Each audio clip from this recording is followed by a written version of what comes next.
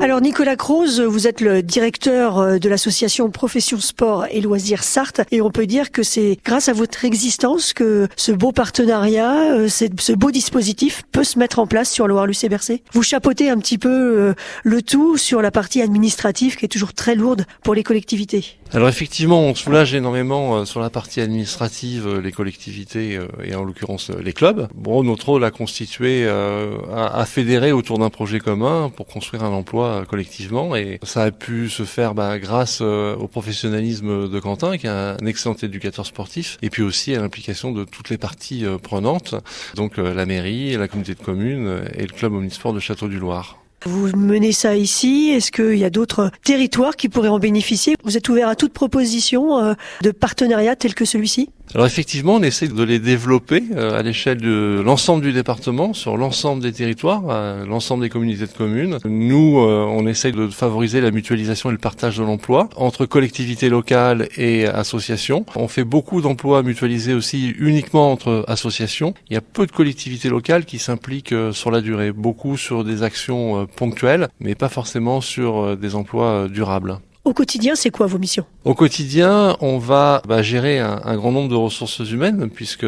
il y a plus de 200 salariés dans les effectifs de Profession Sport et Loisirs qui sont répartis sur l'ensemble du territoire. On va aussi recruter des animateurs socioculturels pour les centres de loisirs. Alors on parlait du sport, mais on travaille beaucoup sur le socioculturel. On a des professeurs de danse, de yoga, d'art plastique et de tas de disciplines diverses et variées. Donc il y a tout ce travail de gestion de ressources humaines. Donc c'est contrats de travail, c'est droit du travail, c'est formation professionnelle, développement des compétences. C'est aussi beaucoup d'assistance à la fonction employeur puisqu'on va également, sur un autre volet d'activité, un autre service, assister les bénévoles associatifs dans la gestion de leurs propres emplois. Ils n'ont pas les compétences, ils n'ont pas forcément le temps, ni les outils, et les connaissances du droit du travail qui sont en constante évolution, les connaissances aussi en droit conventionnel parce que tout le monde a une convention collective ou presque. Et donc du coup, on va aussi aider les employeurs dans la gestion de leurs propres emplois. On ne sera pas en responsabilité, mais on va les sécuriser au niveau de la paye, des déclarations et les guider dans leur démarche au quotidien sur tous les aspects qui concernent la vie du contrat de travail.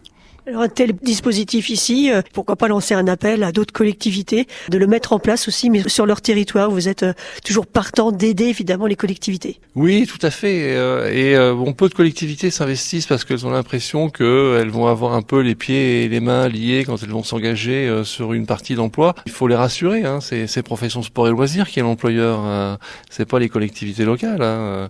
Elles s'engagent sur une convention de mise à disposition, mais il y a des modalités de résiliation et nous, on trouve des solutions de reclassement. Mais l'idée, c'est bien entendu de pérenniser les emplois avec ces collectivités locales, pas qu'elles se désistent, mais la responsabilité employeur et tout ce que cela incombe est assumé par le groupement d'employeurs. Autre chose à ajouter, sur vos missions, on peut voir qu'ils sont assez vastes. Toutes ces missions, alors je suis pas exhaustif, mais elles sont rendues possibles aussi grâce à une belle équipe de professionnels, de gestionnaires de paye, de référents en droit social, de gestionnaires de ressources humaines, d'assistantes, de personnes qui sont très très compétentes et qui ont surtout des bonnes valeurs de bienveillance, d'entraide, de solidarité. Donc toute cette équipe est formidable. Pour moi, c'est un vrai bonheur de travailler aux côtés de mes collègues. Et puis aussi toute la partie bénévole aussi dans l'association qui est très importante parce qu'on a une présidente qui s'appelle Danielle Le Barbier qui est très très investie. On a aussi Philippe Mérer en secrétaire qui est président de la SL Seine-Ville. On a Patrick Delugret, l'ancien fonctionnaire jeunesse et sport qui est également vice-président et on a des adhérents aussi qui font partie de notre conseil d'administration et qui participent un petit peu à ce projet commun et qui consacrent du temps.